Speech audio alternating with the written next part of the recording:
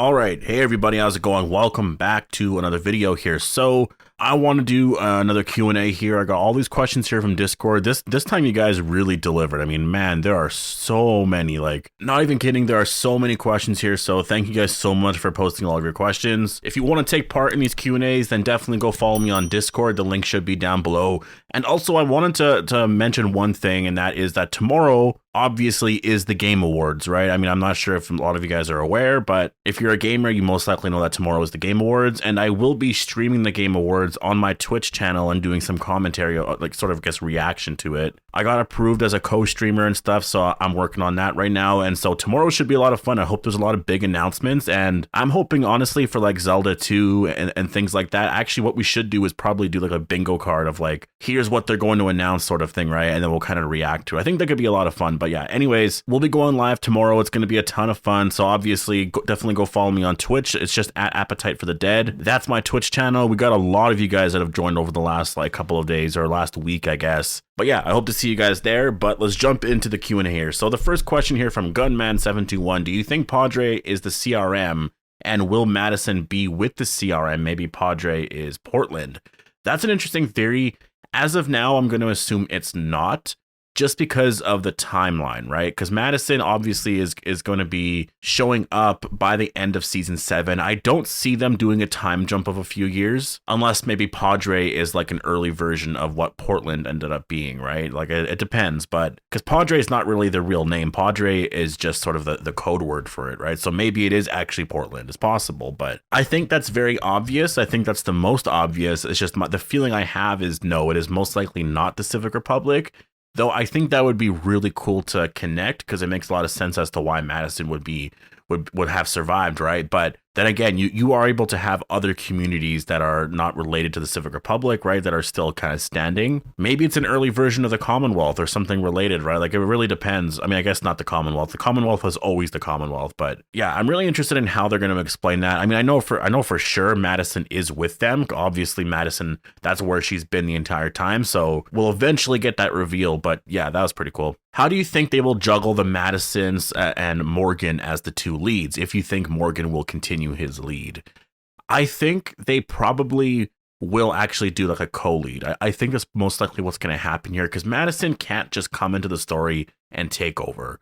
You're going to have a lot of people who are really upset, and obviously a lot of people love the character, but if you remember back then, a lot of people didn't like the character. I was actually one of them. Not in the sense that I didn't like the character, I just believed that Nick should be the main character. They kept trying to make Madison the main character, but she was sort of, I don't know, like she was likable, she was fine. Like obviously I was on her side of everything, but like I just liked Nick a lot more. And Nick is one of those characters that was just so unique, you know, being a drug addict in the apocalypse. He just gave this different viewpoint that we've never really had on any of the shows. He was such a unique character that I wanted him to be the lead, especially because in the beginning, he was sort of the main character, and you saw his interactions with Strand. You know, it was just such a great way of, I think, you know, if he was the lead anyways, and telling the story. But obviously he's gone. And that's why when you go back to season 4, once they killed him off, I was like, okay, well, I guess Madison is the lead. And then once they actually killed Madison off, that's where I did get pretty pissed off, because then it definitely at that point was like, okay, the Clark family does not exist anymore. This show is not about the Clark family.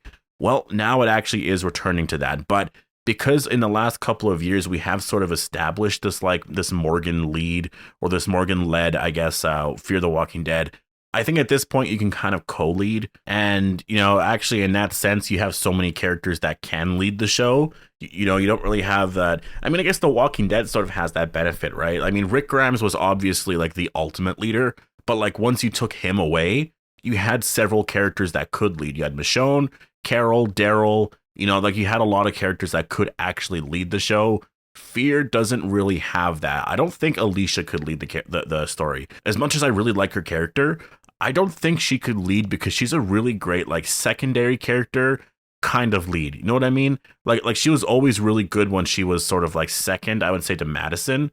Madison is a much better lead. There's a few characters that have been really good leads, you know, like Madison. There was Travis. Nick, I believe, could have been a really good lead, but obviously never really got there.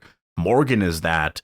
besides that, besides Morgan, there's no real like other character on Fear right now that can actually lead the story. And I think that's why the story is centered on Morgan so much, right? Like Morgan, if you think about it, he's the star of the show all the time. He's always involved with everything. And I think Madison, I think she has that star power. She has that character trait, So I think that when she shows up, she can definitely lead. She can definitely take that story away from Morgan. But again, I think they should co-lead. And I'm really excited for Fear because Fear's been really good as of late. Well, I guess season 7 kind of went a little bit down, but I do expect them to pick it up, obviously, as they're starting to hype up this like Alicia versus Strand war, building up to Madison's reveal.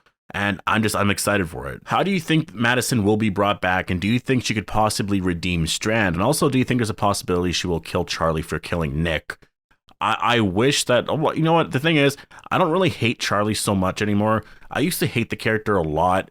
Mostly it was because she was like this little kid who just like, I mean, I guess I get it. She's a kid, but like, I don't know, you do something so like complex like that where you kill someone that you really like.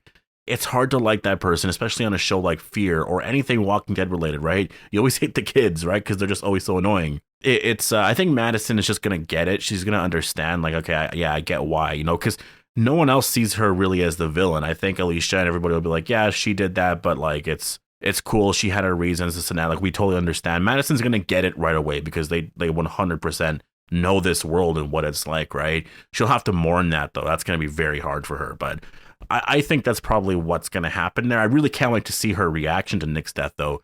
I think that's gonna be really heartbreaking. But on the first part of your question, do I think she could possibly redeem Strand? I would say I'm worried about it. I think Strand has done some really horrible things that if she were to do that, it would really it would ruin it for me because I don't like him anymore. I just don't. It's crazy because he used to be my favorite character, but he's just gone too far. He got those people killed. He was threatening Morgan with the baby. He went too far. He's not even human anymore. If you think about it, right? Like he's just using these people for his own personal gain. I don't like the character anymore. And I would hate it if all of a sudden he started to just like turn good and just apologize this and that. No, I don't want that. It would honestly be boring too of a story. Maybe you make him cave and apologize and then, admit that Alicia and them were right. I'm sorry, I can change this and that. And then Madison or Alicia just kills him right there. Maybe he deserves that in the end. He has his tragic downfall. I think it makes the most sense for the character, and that's what I want, right? But, because he's a fan favorite, I have that worry that if anything, they're just going to redeem him, and, all of this will just sort of be worthless. Why do you think Rick was on the boat where Michonne found his stuff? Do you think he ended up in Europe? Well, on that last part, I don't really know. That can really go either way. As of now, I'm going to say no, he never ended up in Europe, just because we don't really know anything else about the Rick movies, and we know that he definitely is in the United States. And so I think going to Europe was just a little bit too much. I mean, maybe, but I'm just going to say as of now, since we don't have enough information, I believe he is, we have more proof that he's in the US than in Europe. And in terms of why he was on that boat, it was likely to do with just, they were traveling from this location to this other location, right? It was probably like a mission that the Pacific Republic made Rick go on with other people. It kind of seems like there were a bunch of prisoners that went on this trip kind of thing, and they had to achieve this mission or do something, and I believe that's why Rick was on that boat. How do you think the CRM and Commonwealth will interact in season 11? It's probably just going to be very similar to the Perimeter and the CRM. They're going to have all these backroom deals. That's kind of how I see it. I don't think it's going to be anything too insane. But I believe that our characters are just gonna that's the cool thing about it. Like the CRM are really cool. I just wasn't a fan of a lot of the other characters on World Beyond sort of interacting with them, right? Like once our main cast, like Daryl and all of them, learn of them, that's where it's actually going to be very exciting, right? So I think they're going to learn of their, just the fact that they do exist. And I think that's going to be really intense. And I mean, obviously, I don't know if it'll happen in part 2, maybe in part 3, but once Daryl finds out Rick's alive, holy shit. I mean, think about it. There's so much happening in 2022. Our main characters are going to find out Rick's alive, so they're going to go out there and try to search for him. And then Madison's returning to Fear. I mean, it's such a big year next year. You think they will cast a major star for General Beale in the Walking Dead movies to get more audiences? Yes, they definitely will. I think that's actually the one thing they can do. They can definitely cast a really big villain And I think, you know, there's a lot of people like, what's that villain? I'm trying to think of the actor who plays the character. Why can't I remember? Actually, no, I gotta look up the movie quick. Christoph Waltz, that's who it is. I mean, it would be amazing if he played Major General Beale. But I mean, I don't know. You know, it depends on who you're able to get. But that would be like my, you know, he's a really good actor. He plays villains really well. I could totally see that working. But obviously, they can go with whoever. But that would be my choice, to be honest. What do you think would be the worst way for Madison could return? And do you think she knew her daughter was still alive but had reason to not find her? I don't know about that last part because everything's sort of been a mess. Alicia's been sort of everywhere. So I believe Madison at this point just thinks that, well, I hope they're all still out there, but I have no idea. And the worst way she could return, I mean, I guess if she returned as a villain, right? I'm trying to think, like, if she just sort of walks up, then it's like, it's not as interesting. It's not the worst way, though. You know, just having her back is going to be amazing.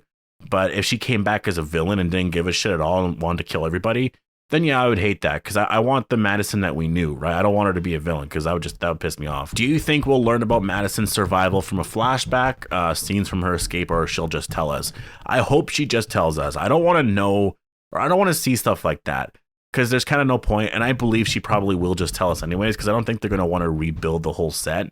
So in my opinion, I think they're just going to end up, or she'll just end up telling it through like dialogue or whatever. But thank you guys so much for posting all of your questions. I really enjoyed doing this again. I'm going to do another Q&A because there was just so many here. So thank you guys so much. I hope you guys all enjoyed the video and I'll see you guys in the next one.